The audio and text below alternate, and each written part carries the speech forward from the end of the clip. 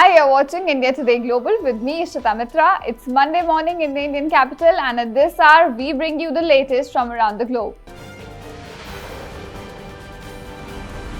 Starting with Bangladesh, student protests against quota reforms have resumed in the South Asian country. At least 97 people have been killed due to the violent clashes so far, and this time, protesters are demanding the ouster of Prime Minister Sheikh Hasina.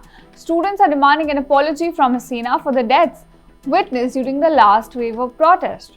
They also want government to reopen schools and universities which have been closed since the demonstrations intensified. The unrest, which began last month, is due to the High Court order which ruled in favor of reinstating a 30% quota in government jobs for the descendants of freedom fighters. India has even advised its citizens not to travel to Bangladesh until further notice with the renewed protests. Now coming to another country which has been gripped by violent protests. Anti-immigrant demonstrations, which began with the deaths of 3 young girls in Southport, are now spreading across the country in United Kingdom.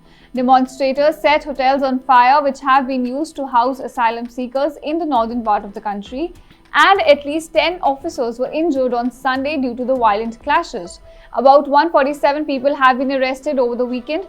Prime Minister Keir Starmer has issued a strong warning to the far-right protesters, stating that they would regret participating in what is being described as UK's worst rioting in 13 years. Starmer also called for an emergency meeting in a bid to quell anti-immigrant protests. Moving to Russia-Ukraine war now, the wartime president of Ukraine has confirmed the long-awaited arrival of US-made F-16 fighter jets. This as he met Ukrainian pilots at an airbase. Ukrainian pilots have started flying F-16s for operations within the country now.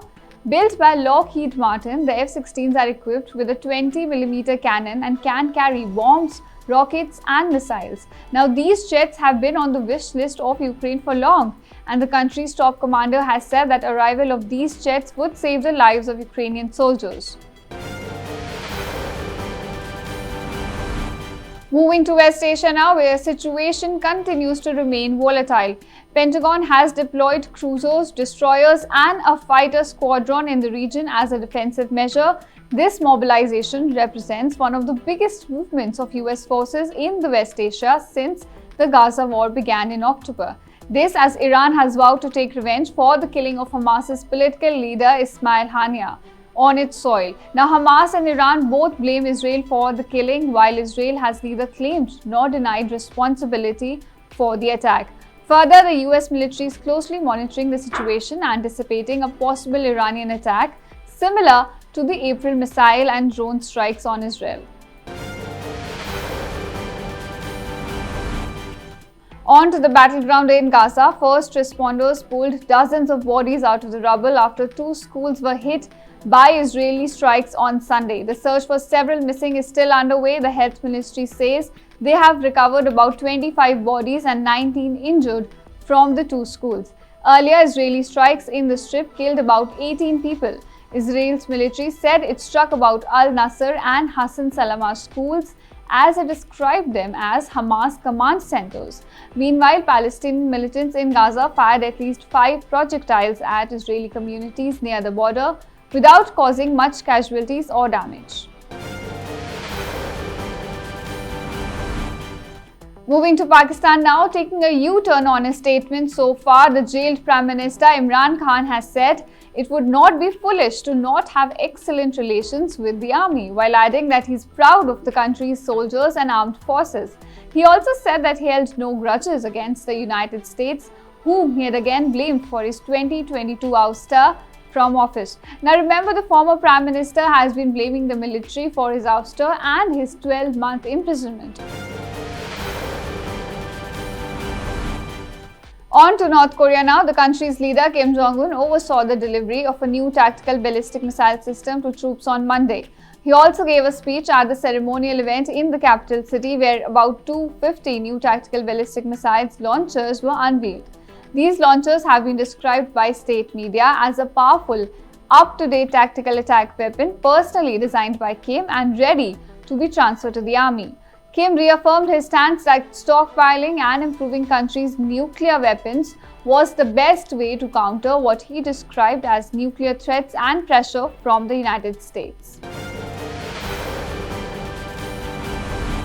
Moving to China now, the country's Coast Guard said it was monitoring Philippine patrol and fishing vessels that have gathered around the contested Sabina Shoal. China claims sovereignty over the Spratly Islands in the South China Sea, and the officials say patrol boats from Philippine Fisheries and Aquatic Resources Bureau and multiple fishing boats have gathered in the waters near a Philippine ship, which China has said was illegally stranded at the shore. Now, Beijing has warned that the stranded ship violates China's territorial sovereignty and maritime rights while undermining peace and stability in the region.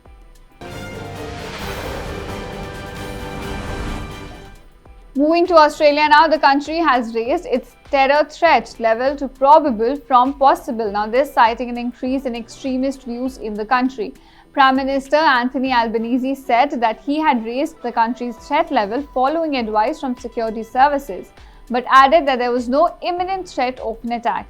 However, saying that the rise in extremism could lead to a more than 50% chance of planning an onshore attack in the next 12 months.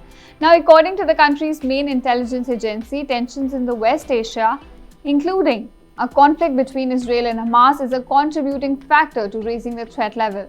The conflict has fueled grievances, promoted protests, and undermined social cohesion and elevated intolerance in Australia, according to officials. The last news of this segment: Venezuelan President Nicolas Maduro has vowed to crush the latest challenge to his rule. He has apparently informed his troops that he is willing to do anything to protect his revolution amid growing criticism of the crackdown that followed last week's disputed election result. Now, Maduro says that more than 2,000 people have been arrested in the days since the July 28 vote, while human rights groups have said that at least 22 people have been killed in the country. This comes as calls from European Union and Canada are growing due to the rising number of arbitrary detentions and harassment of opposition, which has produced evidence suggesting that its candidate Edmundo Gonçalves actually won the election. So that's it for today. Stay tuned to India Today Global for all the latest updates.